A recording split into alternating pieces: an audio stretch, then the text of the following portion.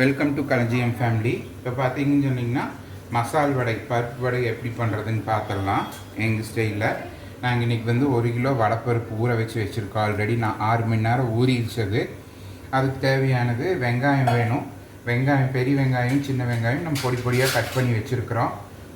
மல்லி, புதினா ரெண்டும் இருக்குது. தேவையான அளவு உப்பு, உங்கள் டேஸ்ட்டுக்கு போட்டுக்கும் உப்பு. அதேமாதிரி பச்சை மிளகா, வரமிளகா, அதுவும் உங்கள் காரத்துக்கு தகுந்த மாதிரி போட்டுக்கோங்க. இஞ்சி, பூண்டு, பட்டை, கிராம்பு, சோம்பு, கசகசா, இது வந்து மசால் வடைக்கு எல்லாம் அவங்க தகுந்த மாதிரி. எங்கள் குவான்டிட்டி நிறையா இருக்கிறதுனால நான் கொஞ்சம் நிறையா வச்சுருக்கிறேன். இதை அரைச்சிட்டு வந்துடலாம் ஃப்ரெண்ட்ஸ். பாருங்கள் ஃப்ரெண்ட்ஸ், வடைப்பருப்பு நல்லா ஆட்டிடுச்சு. இந்த அளவுக்கு ஆட்டி எடுத்துக்கணும். பாருங்கள், எடுத்துகிட்டு நீ அடுத்தது வடை சுடுறதுக்கு போயிடலாம். பாருங்கள் ஃப்ரெண்ட்ஸ், வடைப்பருப்பு நல்லா ஆட்டிடுச்சு. இந்த அளவுக்கு ஆட்டி எடுத்துக்கணும். பாருங்கள், எடுத்துகிட்டு நீ அடுத்தது வடை சுடுறதுக்கு போயிடலாம்.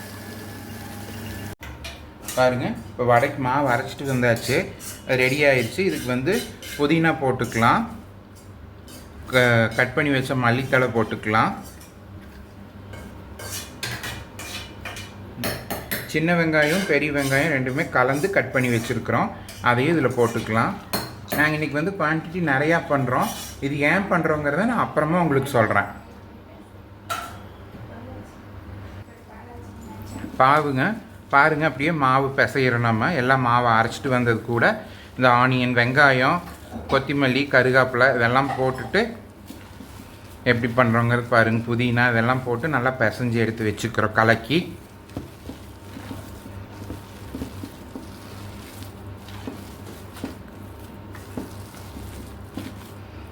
நல்லா கலந்தாச்சு. இனி எண்ணெயில் பொரிச்சிடலாம். பாருங்கள், இப்போ மாவு கலந்துட்டு வந்தாச்சு, எண்ணெய் காஞ்சிருச்சு. பாருங்கள், வடை போட்டுடலாம்.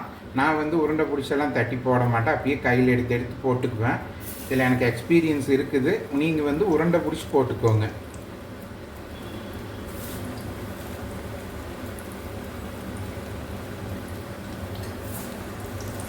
உங்களுக்கு எந்த சைஸில் வேணுமோ அந்த சைஸில் ஃபஸ்ட்டே உருண்டை பிடிச்சி எடுத்து வச்சுட்டு போடுங்க.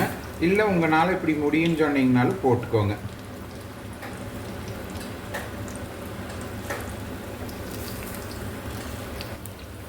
வடை எண்ணெயில் போட்டாச்சு.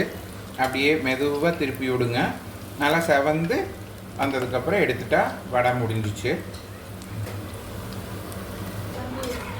பாருங்க, வடை நல்லா ஆயிடுச்சு. நீ எடுத்துடலாம். பாருங்கள், நீ இருக்கிறது எல்லாமே இந்த மாதிரி போட்டு எடுத்துக்க வேண்டியது தான். பாருங்கள், வடை எடுக்கிறேன் நான். நல்லா வந்திருக்குது. பாருங்கள், எடுத்துகிட்டு நான் உடச்சி காட்டுறேன் வடையை.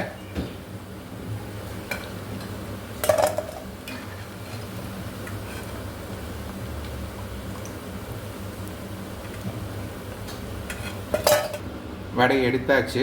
ஃபுல்லாக எடுத்து ட்ரான்ஸ்ஃபர் பண்ணிட்டேன். பாருங்கள் எப்படி இருக்குதுன்னு. பாருங்கள் எவ்வளோ கிறிஸ்பியாக இருக்குதுன்ட்டு.